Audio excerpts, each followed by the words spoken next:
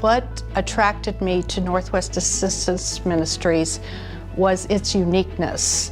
I have never seen a social services group or ministry like this formed by churches.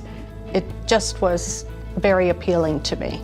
I work in the assistance office. I'm an interviewer for their basic needs. A lot of clients have told me that we are the nice social service. We're the ones that support them and don't try to make it difficult for them to get services. I can't really imagine the community without an organization like NAM. There's a huge need. It grows every day. I just feel NAM is the one charity that the whole neighborhood, the whole community thinks of. Nothing surprises me that they do because they're capable of doing so many things, and most of the endeavors that they get into, they do very well. 10,000 volunteers coming into this organization over that period of time is just almost mind-boggling to me.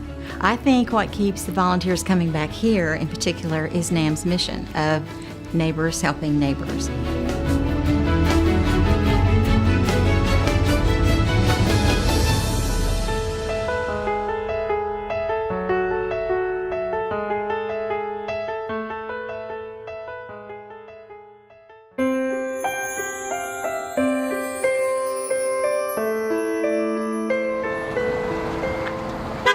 Meals on Wheels is designed for homebound seniors and disabled adults.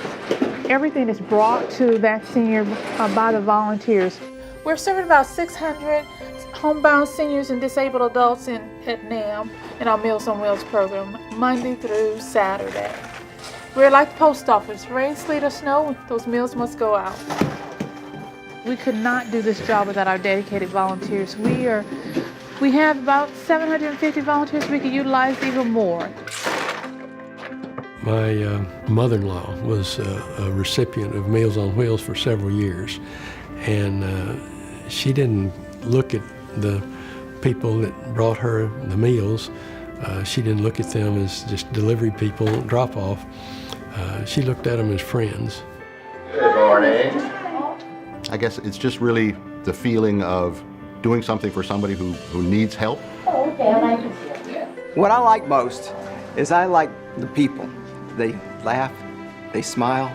You take them from a place where they're just coming to the door, and you have a moment. You only have a little moment. But in that moment, if you can create a smile, that is really a terrific blessing to me. I love that part, and that's why I do it.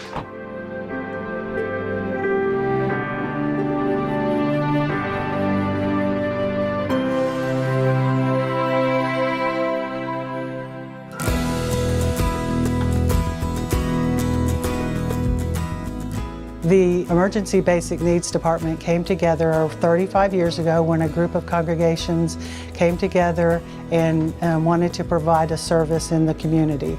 The Emergency Basic Needs Department helps with rental assistance, mortgage assistance, prescriptions, clothing, food, of course. These are vegetables, and you will have a selection of 6 items. In a typical month, we serve about 1,000 to 1,200 families, some days more than others. For back to school, we provided school supplies to over 1,500 children, and for the holidays, we provided toys to over 2,700 children. The congregations provide volunteer support and, of course, monetary support, but we really could not run the pantry or Emergency Basic Needs Department without the volunteers. I was an assistance counselor, and that's a very hard job, and those people deserve a lot of credit for doing it.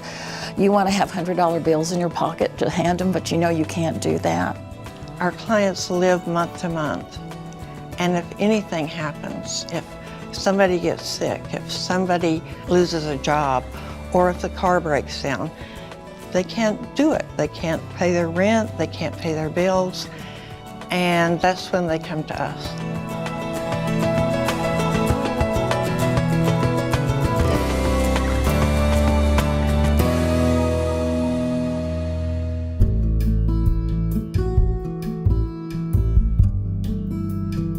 Voy a escuchar su corazón. Ah, su corazón está muy fuerte. The clinic was started in the year 1994. It's a collaboration between UT Health Science Center and Northwest Assistance Ministries. We provide primary care to children from birth up until the age of 18. Within the clinic, we have pediatric intensive case management program. This is where we do some root cause analysis of what is truly causing or triggering a child's chronic conditions. Okay, sus ojos miran muy bien. Along with that, we have medical case management, where we make referrals to specialists for our children. And if a child needs psychiatric counsel, or a child needs neurology consult, or a child needs cardiology, we will make sure that the child is connected to a referral outside. So Head's exam was completely benign as well. No concern. She's in 7th grade. Our newest program is our community-centered health home program. This is where everything that we do internally within the clinic, we're taking out to the communities. We're stepping into schools, we're stepping into apartment complexes, we're stepping into your workplaces, and we're saying, hey, what is it that you truly need? Did you ask about seatbelt? She wearing her seatbelt when she's in the car? Yeah, every time. Okay. I know there are a lot of things to a lot of people, but everything I see, it looks like it's going in the right direction. They have a board of directors, and if there's something missing, they've been pretty good at starting something new. Her name was Dr. Susan Garner. She volunteered one afternoon a week, and kids came from everywhere, and she didn't charge. She went 2 days a week, and then eventually NAM developed the children's clinic. It's amazing to me how simply one little volunteer started, and it is built up to the clinic it is today.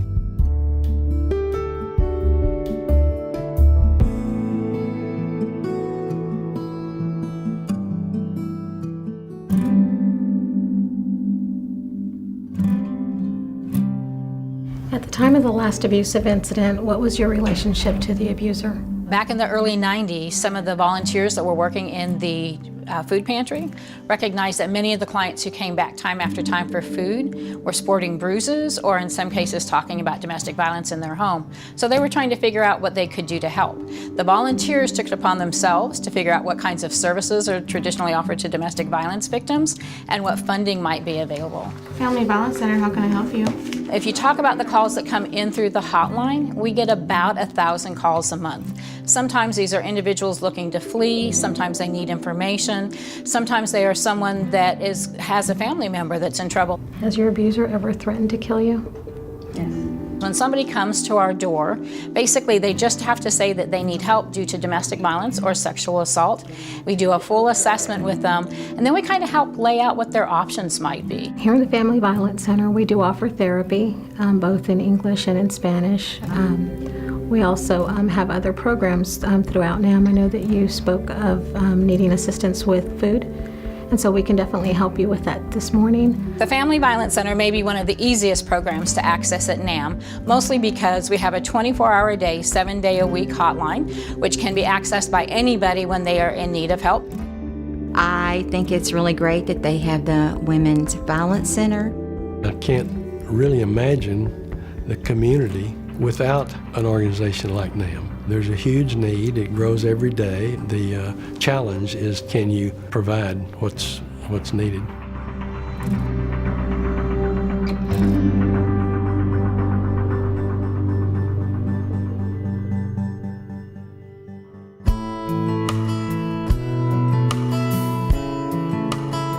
Some days we have over 60 people who come in and shop for food, and you see it isn't just a bag being handed to them. They get to choose what their family will eat. So you tell me what you would like. Which cuts down on waste and allows them to choose what's best for their health.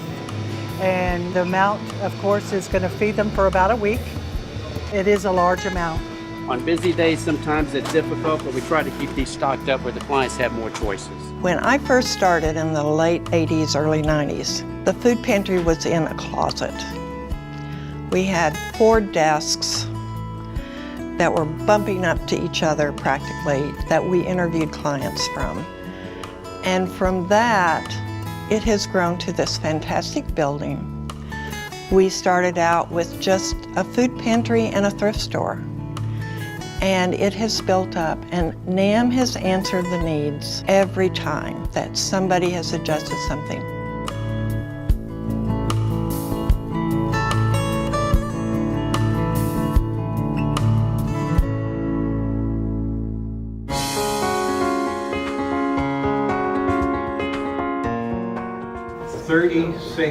times 7.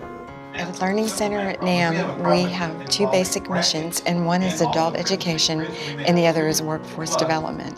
Since the 90s, NAM has offered classes to the community for English as a second language and GED. We have expanded at NAM over the years and included other offerings, and in our workforce development program, which we partner with United Way through the Thrive Grant, we offer both in-house vocational training and vocational training opportunities at Lone Star College as well. Our classes are full all the time. We offer them day and night. Volunteers here are very important to us when we do hiring events, which are another important part of our workforce development. NAM is a great place with a great staff of people, and it's in my backyard. People need help, and so that's what we should do, is we should help our neighbors.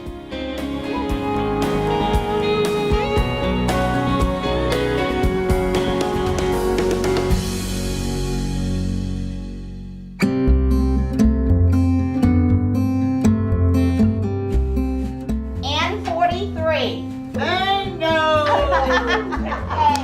The 50 Plus program keeps our seniors socially active and physically engaged. There are a variety of activities for our seniors to choose from. They can play bingo, they can do exercise. We have line dancing, tap dancing, yoga, Zumba, so there's something for everyone here at 50 Plus, no matter where they are, what stage of life. Transportation is available within a 7-mile radius of NAM. We have a 14-passenger bus that picks our seniors up in the morning and then drops them back off in the afternoon. We've seen our program grow throughout the years. There's been a large amount of activities that have been added just based on the needs of our senior group. Thank you.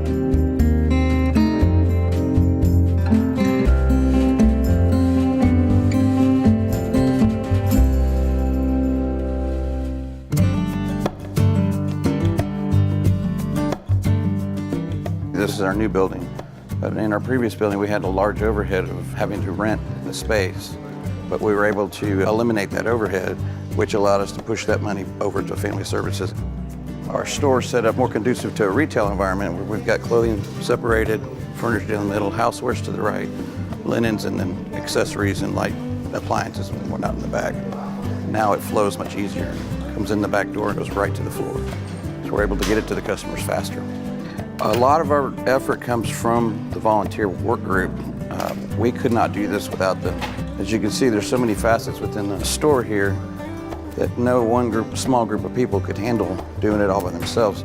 It's pretty simple, really. Go to the resale shop and see what's going on there. And then when you learn how big an impact that is on the community and what they're able to do with those dollars that are produced there, you learn how much your donation can help, and then it makes it you want to help more.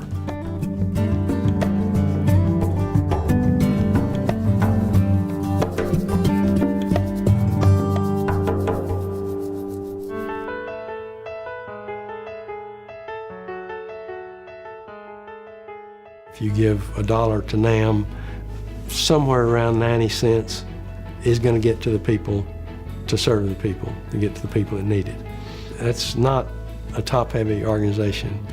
They're very, very efficient with their money, and I think they make it a goal to really, really watch that number and be sure, because that really is a big factor in people deciding to give resources to an organization like this. Is they don't want it to all go to management. You know, they want to see boots on the ground and money being spent in the right places. I think when you look back over time, and this number that we talk about of $180 million coming back into the community, it's almost incomprehensible to me. That is a lot of money to come back in and to be distributed or to be used to help those. We were able to see firsthand and target what the benefits that money allows us to provide. That's just a mind-boggling number.